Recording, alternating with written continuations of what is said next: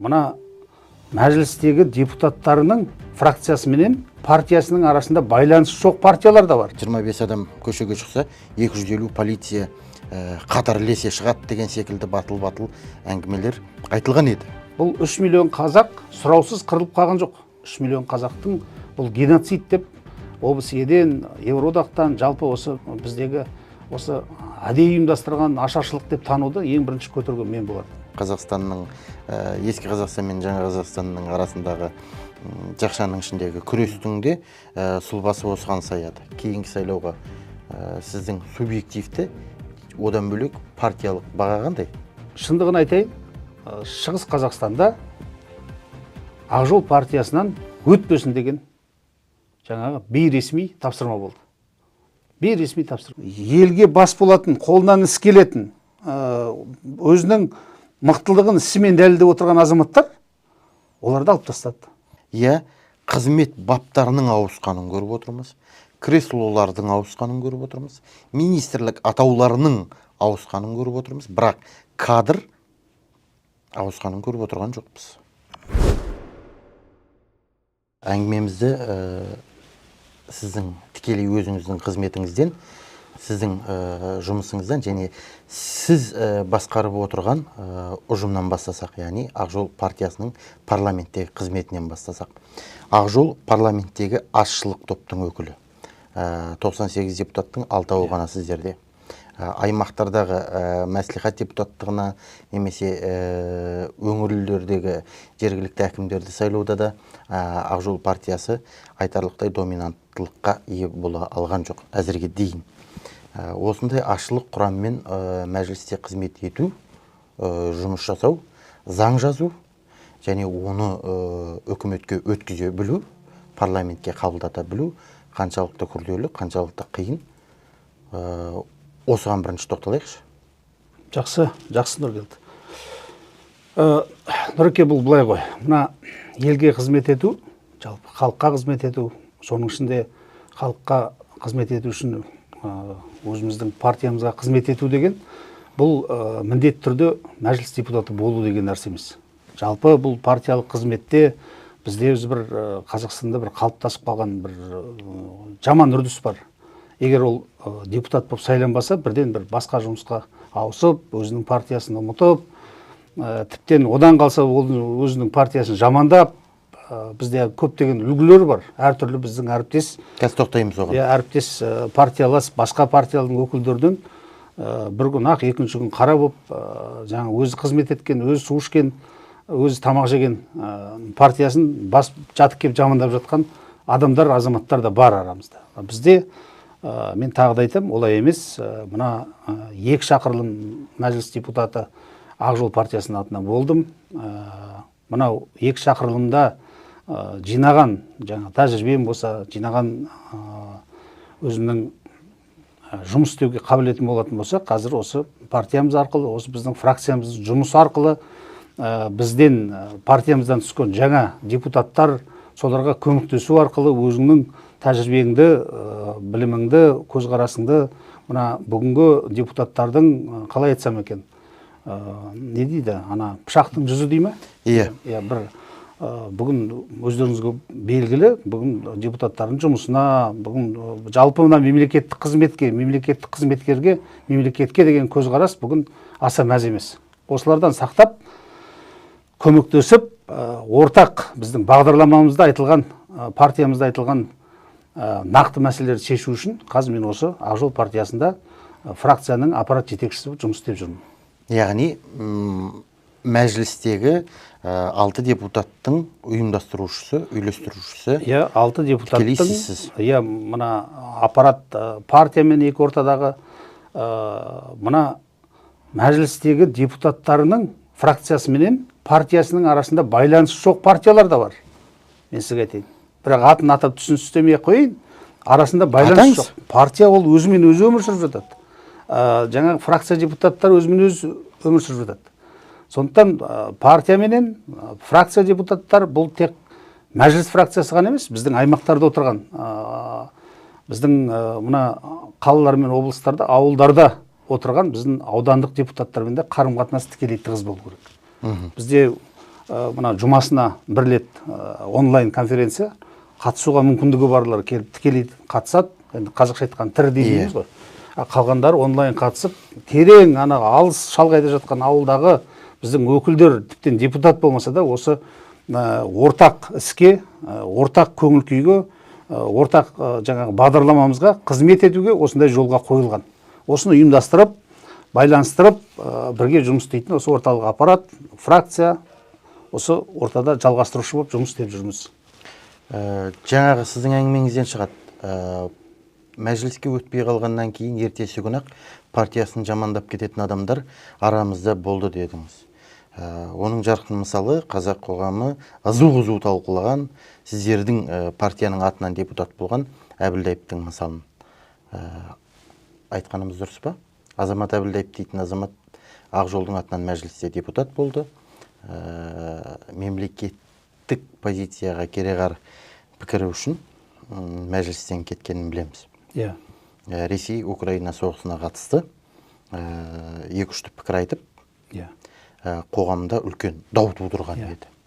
Немесе Ақжол партиясының атынан кезінде президенттік сайлауға, одан бөлек парламенттік сайлауға үміткер ретінде қатысқан азаматтың Қазақстан құрылысшылар одағы төрағасы еді, өкілі еді.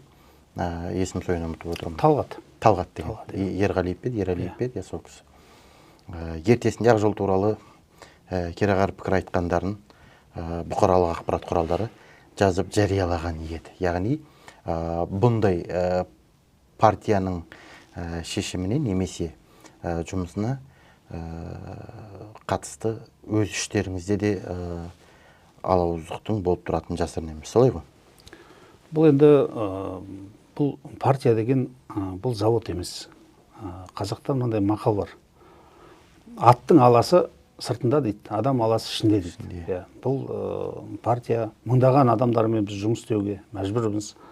Мысалы, жаңағы өзіңіз тоқталған азаматтарға келіп тоқталатын болсақ, мен мысалы партияны егер байланыстырмай, адами жаңағы жігіт ретінде, азамат ретінде партияны араластырмай, бұл азаматтарға ешқандай өкпе ренішім жоқ бұл азаматтарға. Бірақ партиялық ұйым болғаннан біздің бағдарламамыз, біздің көзқарасымыз, біздің саяси көзқарасымыз, соның ішінде мынау шетелде болып жатқан оқиғаларға өзінің партияның саяси көзқарасы болғаннан кейін біз әрине көзқарасымызды басқа партиялар сияқты жылдап жаңа үндемей жүрмей бірден білдірдік. Егер партиямен көзқарасың келіспесе, партияның қолдайтын жаңағы жолын, партияның ұстанымын ұстанбайтын болсаң, онда партиямен өкінішке орай жолың бірге емес. Онда бұл былайша айтқанда жаңағы әділ шешім. Егер сен ойың партиямен бірге болмаса, сенің ойың жаңағы ішің басқа жаққа бұрып тұратын болса, онда өз-өзіңді қинамасашы. Онда бөлік жолыңды тапта, өзіңнің ісіңмен айналыса бер партиямен. Егер тілектес болмасаң, мақсаттас болмасаң, бізде қазір мынандай термин бар партияда, ақжолдас деген бар. Бір жақсы сөз. Жолдас деген сөздің өзі мәнін коммунистер кетірді ғой, жолдас деп. Негізі жолдас деген жақсы ғой, бір жолда үзеңгілес, қатарлас, бір мақсатта жылжитын. Сонда бізде қазір арамызда қалжыңдап ақжолдастар деген сондай бір-бірімізге қарым-қатынас бар. Ақжолдастар деген сол бір ақ жолдың жолында жүргеннен кейін ойымыз, мүддеміз, тілегіміз бір болу керек. Мен көзқарасым осы. Бұл жерде ешқандай жеке басқа кету болмаса, жаңағы жақтырмаушылық, басқадай деген жоқ. Мысалы, енді басқа партиялардан да улап-шулап кетіп жатады, бірақ партия әр қашан бөлініп кетіп жатқан партиялар бар. Бөлініп кетіп жатқан, екіге бөлініп кетіп жатқан біздің партияда ол партияның ортақ жаңағы құрылтайында әділ өз шешімін табады. Партияның қазіргі депутаттық құрамының жұмысына тоқталмас бұрын өзіңіз жоғарыда айтқандай Ақжолдың артынан 2 мәрте депутат болдыңыз. Соңғы сайлауда мәжіліске өткен жоқсыз. Бұл сіздің шешім ба? Бірінші, жоқ әлде партияның шешімі ма? Яғни мәжілістегі эффективті депутат, белсенді депутаттардың бірі едіңіз. сіздің мәжіліс мінберінде айтқан кейбір батыл сөздеріңіз әлі күнге дейін әлеуметтік желіде бар. Мысалы, 25 адам көшеге шықса, 250 полиция қатар ілесе шығады деген секілді батыл әңгімелер айтылған еді. Яғни, сөйте тұра сіз екі кезек депутаттықтан кейін үшінші кезек өтпедіңіз мәжіліске. Біріншіден, менің өзімнің, Нұргелді, өзім ұстанымым былай. Біз мысалы, бұрынғы мемлекет басшысы Назарбаевты сынаймыз, бір рет басшы болды, екінші рет референдум, үшінші рет сайлау болды, төртінші рет басқа болды, бесінші рет басқа болды. Соның арқасында, міне Құдайға шүкір, 30 жыл басқарып, 30 жылдың аяғы қаңтарға алып келді. Солай емес пе? Сол сияқты, мына көп қазақтың бірі маған 2 рет мәжіліс депутаты болу бұйырыпты. 2 рет осындай мүмкіндік. Мен шамам келгенше осы 2 шақырылымда ұлттың, тілдің мүддесіне сай жұмыс істеуге тырыстым. Өзінің қолымнан келгенше. Мына қазақ халқының геноциді деген сұрақты әлі ешкімнің аузынан шыққан жоқ бұл мәжілісте. Бұл 3 миллион қазақ сұраусыз қырылып қалған жоқ. 3 миллион қазақтың бұл геноцид деп ОБСЕ-ден, Евроодақтан, жалпы осы біздегі осы әдейі ұйымдастырған ашаршылық деп тануды ең бірінші көтерген мен болатын. Мына қос азаматтық, бүгін сепаратизм мәселесі. Мына бүгін қапаста отырған біздің азаматтарымыз бар. Марғұлан Боранбай деген. Бұлардың барлығы мына бүгін болып жатқан нәрселерді осыдан 5-6 жыл бұрын болжаған. Мына еліміздегі сепаратизм әрекетін бүгін байқап отырсаңыздар, телевизорден, теледидардан, басқа ақпарат құралдарынан, болмаса әлеуметтік желіден ауыздарына келгенін айтып жатқан адамдар көп. Қазақстан тәуелсіздігіне байланысты, Қазақстан елдігіне, жалпы қазақ ұлтына байланысты осының барлығын айтқан азаматтар бүгін түрмеде отыр. Сол азаматтарға бостандық сұрап, ресми араша түскен тағы да мен болатын. Бірақ енді ол мақтанғандай болады, айта берсек әңгіме көп. Мына бүгінгі жер су атаулары, бүгінгі мына қазақ тілінің статусы, қазақ тілінің ерекше тұғыры, мына Алашқа байланысты қаншаған депутаттық сауалдар жарияладық. Мына Алаш әскеріне байланысты, мына шығыста болған осы мына әлі күнге дейін бізді не деп айтады Нұргелді, мына басмаштар деп айтады ғой, басмаштармен соғыс дейді. Мына біздің тәуелсіздікке өздерінің жанын берген біздің бабаларымызды ақтап алу туралы, Алаш күнін белгілеу туралы біздің жалпы бағдарламамызға байланысты осындай көп сұрақтарды көтердік. Тіптен осы әкімдердің аты жөнін атап, осы жер мәселесіне келген кезде де тоқтаған жоқпыз. Ол мәселе, мен ол әкімдерді менің әкемнің өші қалған жоқ. Ол әкімдер менің әкемді өлтірген жоқ. Бірақ біздегі мынандай бүгінгі біздің берген жауабымызға осындай мәймөңкелеп жауап береді барлығы. Мысалы, бүгін қайтарылып жатқан жерлер дегенге де әлі күнге дейін күмәнім бар. Ол қайтарылып жатқан жерді мен ақырында білдім қайда жер екендерін. Бұлардың бәрі жаңағы мал жаюға ыңғайсыз, жаңа қу дала, шөл дала, мына бірнеше миллион жер мына біздің Маңғыстаудан, Ақтау жақтан қайтарылған, әлі күнге дейін көкорай шалғын, егін өсетін, мал жайылатын, жаңағы бау-бақшалы жерлер қайтарылып жатқан жоқ. Бір латифундистің қолынан екінші латифундист қайта кетіп жатыр. Бұл үлкен тақырып әлі. Бұл тек қана қайтарылып жатқан жер мәселесіне қатысты емес, яғни латифундистердің иелігіндегі жерлерге ғана емес, Қазақстанның, ескі Қазақстан мен жаңа Қазақстанның арасындағы жақшаның ішіндегі күрестің де сұлбасы осыған саяды. Яғни бір терең қалталы азаматтың қалтасынан шығып екінші қалтаға түскен фактілер аз емес. Дей тұрғанмен, сіз мәжіліске не үшін өтпедіңіз? Мен де жаңа басын бастап келе жатыр едім, ауып кеткен сияқтымыз басқа әңгімеге. Жаңа айттым ғой, 2 шақырылым депутат болдым деп. Біріншіден, мәжілістегі депутаттық менің әкемнен қалған орын емес. Біздің партиямызда осы партия үшін аймақтарда 15 жылдап, 10 жылдап филиал ұстап, мына аймақтардағы біздің әкімдердің бізге көзқарасын білесіңдер ғой, Ақжолға деген. Сол әкімдерменен тіл табысып, біздің филиалды ұстап, қиыншылық болса да бірге көріп жүрген біздің филиалға азаматтар бар. Сол азаматтар осы жерге келсін. Осылар осы мәжілістің жаңағы тәжірибесінен өтсін. Бірге қызмет істейік. Ол менің әкемнен қалған жұмыс емес. Бір-бірімізге сеп болайық.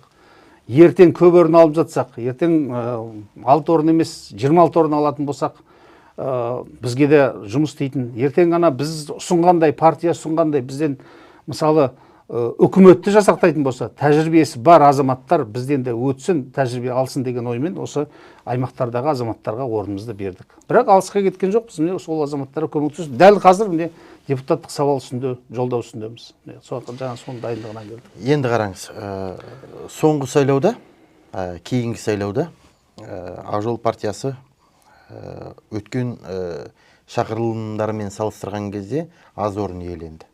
Сізде бұқаралық ақпарат құралдарының біріне берген шағын әңгімеңізде алдыңғы сайлаулар ұрлық болса, бұл жолғысы тонау болды деп айттыңыз. Эмоциялы күймен айттыңыз ба, жоқ әлде соңғы сайлауға өзіңіздің ақырғы кейінгі сайлауға сіздің субъективті, одан бөлек партиялық баға қандай? Енді бұл эмоциямен, мысалы, хайп үшін, болмаса басқа нәрсе үшін айтылған нәрсе емес. Бұл сайлауды біз өзіміздің аяғымызбен жүріп өткіздік. Өзіміздің жаңағы бақылаушыларымыз бар. Жерден расымен де саған дауыс бермей жатса өкпе жоқ. Мысалы, шындығын айтайын, Шығыс Қазақстанда Ақжол партиясынан өтпесін деген жаңағы бейресми тапсырма болды. Бейресми тапсырма. Оны жасыратын ештеңе жоқ. Даниал Ахметов. Бейресми тапсырма болды. Бұл келіп отырған біздің азаматтарымыз, енді елдің барлығы бірдей, қалай айтса екен, бір олардың семьясы бар, олардың бизнесі бар, олардың жұмысы бар. Біреу мектепте істейді, біреу мемлекеттік қызметте істейді. Мысалы, солар келіп айтып отыр. Енді сіздерге дауыс беріп отырған ішкі қазақ аудандарында, мысалы, Семей енді басқа облыс қой, мысалы, Зайсан, Тарбағатай, басқа облыстарда дауыс беріп отыр. Бірақ соған заң бұзуға мәжбүр. Оны өкінішке орай біз дәлелдей алмаймыз заң бұзғанын. Тіптен наблюдательдердің барлығын, жаңағы байқаушылардың барлығын далаға шығарып жіберіп, мына коронавирус, мынаның ішіне біз жаңа жууымыз керек. Әр түрлі енді қалай айтса екен, бір ойдан құйтырқылықтардың барлығын, құйтырқылықты оны саусақпен санасақ қазір өте көбейіп кетеді бұл құйтырқылық деген дүние. Бұны сайлау кезінде көріп жүрміз. Сол үшін біз өткен шақырылымда мына электронды дауыс беруді ұсынғанбыз. Электронды дауыс беру. Мына бүгін сіз үйіңізді, көлігіңізді, тіптен үйленгенде де сіз телефонмен үйлене аласыз, телефонмен айырылыса аласыз. Сондай шықты. Құдайға шүкір, цифровизация деңгейі өте жоғары біздің елде. Оған да Құдайға шүкір. Бүгін барлық жаңағы өкілетті министрліктер, барлық саланың бәрі гармонизация жасалған бізде. Бізде толық осындай электронды сайлау өткізуге мүмкіндік те бар. Адамдардың мына сайлауға бармайтындығы да белгілі. Қойшы, мен даусымды кім есептер дейсің деп. Ал егер осындай электронды болатын болса, соның барлығын видеоға түсіретін болса, әділ болатын болса, онда барлық сұрақтың басы шешілуші еді. Кешегі өткен біздің пилотный дейді ғой. Пилотный деген бұл деген байқау жобасы ғой. Байқау жобасы мына аудан әкімдерінің сайлаудың қалай өткенін көрдіңіздер ғой, тағы да. Әлі мен айтайын, толыққанды сондай реформа өтіп жатқан жоқ бұл салада. Мүмкін мен өзім ойлаймын, мүмкін осыны президент білмейтін шығар деп. Әлде бұрынғы қалыптасып қалған жоба солай өтіп жатыр ма деп ойлаймын. Өйткені әлі мына пилотный проектіде елге бас болатын, қолынан іс келетін, өзінің мықтылығын ісімен дәлелдеп отырған азаматтар оларды алып тастады. Сол бұрынғы әкімдер қалды. Жаңа 43 ауданның, әйбір 40 ауданда қалған шығар сол бұрынғы әкімдер. Соны соншама аудан басшылығынан, облыс басшылығынан жанталасып алдырып, түк болмағандай өткізіп, тағы да біз пилотный жобаны өткіздік деп қарап отырмыз. Мына бізде әділ сайлау болмай, елде әділдік орнамайды. Әділ сайлауды өткізу үшін не қажет? Бәлкім кадр мәселесінде шығар. Өйткені біз өзгерген кадрды көріп отырған жоқпыз ғой қазір. Қызмет баптарының ауысқанын көріп отырмыз. Креслолардың ауысқанын көріп отырмыз. Министрлік атауларының ауысқанын көріп отырмыз. Бірақ кадр ауысқанын көріп отырған жоқпыз. Өкінішке орай солай болып отыр. Мына жеңген партия, негізі мына жалпы Ақжол партиясының ұсынысы бойынша жеңген партия үкіметті құрау керек. Үкіметтің одан кейінгі жұмысы, оның жеңісі, оның жеңілісі, оның азабына, оның тозағына сол партия жауап беру керек болады. бұл уақыт деген жылдам өтеді. Бұл партияның жаңағы осы сайланған үкіметтің осы құралған үкімет деп айтайықшы, жеңген партиядан құралған. Сол үкіметтің ертең ол үкімет халықты одан арман құлдырауға кетіретін болса, халықтың жағдайы одан арман түсетін болса, бұл партияға ешкім дауыс бермеу керек болатын келесі жолы. Осыны біз бекітуіміз керек еді. Ең біріншіден осы біздің шенеуніктердің осы партиялық жаңағы жауапкершілігі болу керек болады. Де-факто қазіргі үкіметті жеңген партия жасақтаған жоқ па? Де-факто жеңген партия жасақтағанмен бұл жауапкершілікті бөліскен жоқ па? Бұл ертең осы үкіметтің қатарынан шығып жатқан, мысалы үлкен көптеген мемлекеттік бағдарламалар шығарып жатыр әртүрлі. Үймен қамтамасыз ету, басқа да оқу, дәрігерлік салаға байланысты. Бірақ осы саладағы болып жатқан кемшіліктер үшін бір чиновник өз басымен жауап берді ме? Қолынан ұстап, жасаған қылмысын дәлелдеп тұрғанның өзінде жұмысынан кетпей отырады жабысып. Ол сонда қалай? Бұл партиялық. Тіптен кешегі әйелін өлтіріп қойған Бишімбаевтың өзі сол аманаттың мүшесі емес пе? Оны неге айтпайды соның мүшесі? Осы біздің партияның мүшесі еді, сол үшін кешірім сұраймыз деп. Олар әбден сотталып, әбден шыққаннан кейін ғана барып сөйлей бастайды. Сондықтан бұл тақырыпқа қайта келуіміз керек. Бишімбаевтың мәселесіне қазір жеке тоқталамыз. Жалпы парламенттегі сіздердің жұмыстарыңызды бірте-бірте ашып келе жатырмыз ғой. Енді қараңыз, сіздерде 6 депутат мәжілісте. Қоғамда мынандай бір екі-үшті пікірі бар. Мәжілістегі депутаттар 3-4 категорияға бөлінеді. Біріншісі, бұл өзінің жеке бизнесін лоббилейтін, яғни өз бизнесінің, өз қалтасының мүддесі үшін күйттеп отырған депутаттар тобы дейді.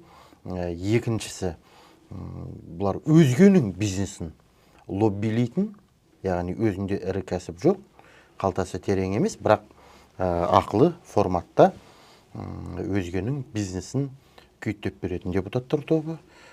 Үшінші, заң жазатын, яғни шаруашылық санаттағы заңды әзірлейтін, жазатын депутаттардың тобы. Төртіншісі, сөйлейтін бастар дейді. Яғни парламенттің жұмысын жұртқа көрсету мақсатында, пропагандалық мақсатта. Әлгі кейбір азаматтар осындай бір сұхбаттарда айтқан секілді популистикпен айналысып отырған депутаттар тобы дейді. Сіздердің 6 депутат осы топтардың қайсына жатады? Бір, екі, жаңағы айтқан категориялармен келісесіз бе жалпы? Түсіндім. Бұл енді жаңағы өзіңіз айтқан, мынау жалпы сіз айтқан категориялар аз әлі. Халықтың сөзін тыңдап отыратын болсақ, жалпы енді депутаттарға жабылмаған қара қалмады ғой. Бірақ мына Ақ Жол партиясына келетін болсақ арасында, біздің кезінде көтерген сұрақтарымыз кейіннен осы президенттің аузынан шығып іске асып жатыр. Мәселе ол жаңағы тікелей біздің іске асыра алмағанымызда емес. Бұл Аманат партиясы болсын, Ақ Жол болсын, халық болсын, басқа ауыл болсын. Бүгінгі менің 2 шақырылымда көзім жеткен нәрсе,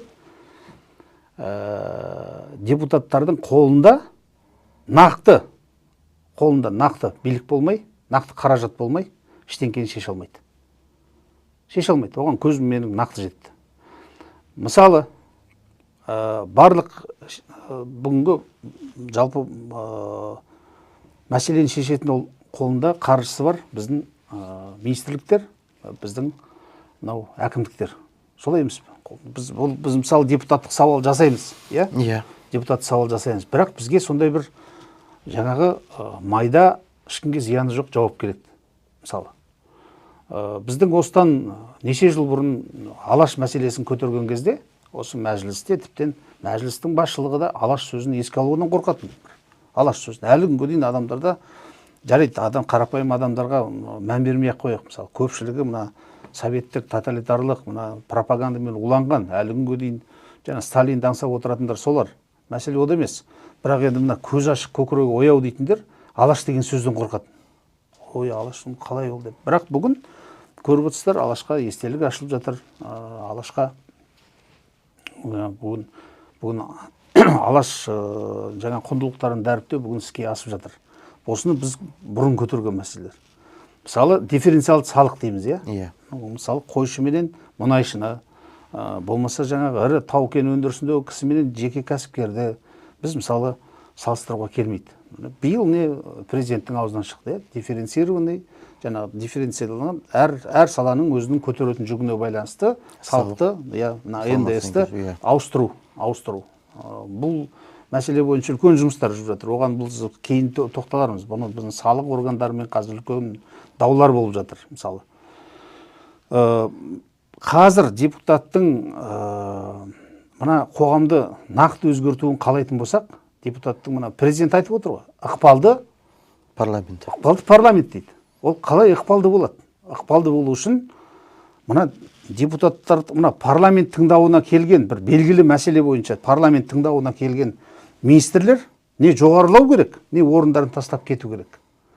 Осы үшін біздің парламенттік расследование дейді, парламенттік тергеу дейміз бе, қалай тергеу деген мысалы следствие деп аударылады, иә? Парламенттік тергеу, парламенттік жаңа қарастыру, еліміздегі резонанс туғызған үлкен оқиғаларды парламент ортасында болу керек, ұйытқысы парламент болу керек. Бұны бір жеке мысалы шетелге шыққан қаржыны қайтаруға бір жеке топ құрылып жатыр ғой. Ол топтың құрылымын ешкім білмейді, оны қалай қайтарайын деп жатыр. Ол неге осындай 100 миллион доллардан кем болу керек? Ішінде сұрақтар көп. Осындай сұрақ болмас үшін. Ертең өз еліміз ғана емес, бұл парламенттік тергеудің шешімі халықаралық деңгейде легитимді болу үшін мына парламентский расследование дегенді біз енгізуді ұсындық. Осыған заң жобасын дайындап тапсырдық парламентке, заң жобасын дайындап. Тіптен сол парламенттік тексеруге жаңағы тексеруге байланысты қандай оқиға болу керек, соның жік-жігіне дейін ажыратып біз осы заң жобасын ұсындық, бірақ үкіметтен оны бізді қолдамайтын. Енді ең бірінші жаңа ықпалды парламент жарықтық серік болсын Абдилдиндердің кезінен, Шерхан Мұртаза атамыздың кезінен бастап депутаттың қолынан алып тастаған құзырлар бүгін бізді депутаттарды осындай тығырыққа тіреп отыр бүгін. Сіздің жүз ойланып, жүз толғанып, жұмыс топтарында дауласып, сіз өзіңізді жұмыс топтарында болдыңыз ғой. Өте қызу талдаулар өтеді, өте қызу талдау жұмыс топтарында. Жұмыс топтарында жаңағы талдаудан өткен, сондай айғайдан өткен заң жобасын президент әкімшілігі тоқтата салады. Немесе үкімет. Немесе үкімет. Бұл қаржылық шығынды талап етеді, бұл басқа талап етеді. Жаңа біз беріп отырған мына сайлау туралы, мына байқаушылар туралы, тағы не, көп мәселе бойынша жер қойнауына қатысты мәселелер бар, үкімет тарапынан қабылданбай, алайда кейінірек сәл-пәл өзгеріспен қайтадан үкіметтің өз өзімен айтылған мәселелер бар. Келсем бұл пікіріңізбен. Қазіргі парламент сырт көзге қай жағынан айтсақ та бұл канцеляриялық міндетті орындап отырған парламент. Нұргелді, мына бүгін мәселелерді айтуда шек жоқ. Жаңа өзіңіз айттыңыз ғой. Мына мен сосын мына екінші біз мына өткен шақырылым жақсы болып едік, мына шақырылым жаман деп айта алмаймын. Бәрі бір елдің адамдары, бір қазақтың баласы істеп жатқан, адамның істеген адам істейді, істеп жатқан. Жас азаматтар келді, журналистер келді. Мәселені айтудан шек жоқ. Мәселені сіз де айтасыз, білесіз. Бүгін кез келген бір мәселе орын алса облыстан, ол буквально бір сағаттан кейін жаңа бәріміз біліп отырамыз, телефонның арқасында жаңа оқып отырамыз. Мәселе деген жоғары жақта жаңа президенттің өз бақылауына алып отыруда осы бүгінгі жылдамдықтың, мына ақпарат жылдамдығының әсері. Мәселені айтуда емес, мәселе соны орындауда. Оның шешілуінде. Соны сапалы орындауда. Сапалы. Біз қазір, мына біздің үкімет қазір айтады ғой, мына не тірілте алмайды, не өлтіре алмайды. Үйтіп айтып отырған себебім киіктер туралы шешім қабылданды.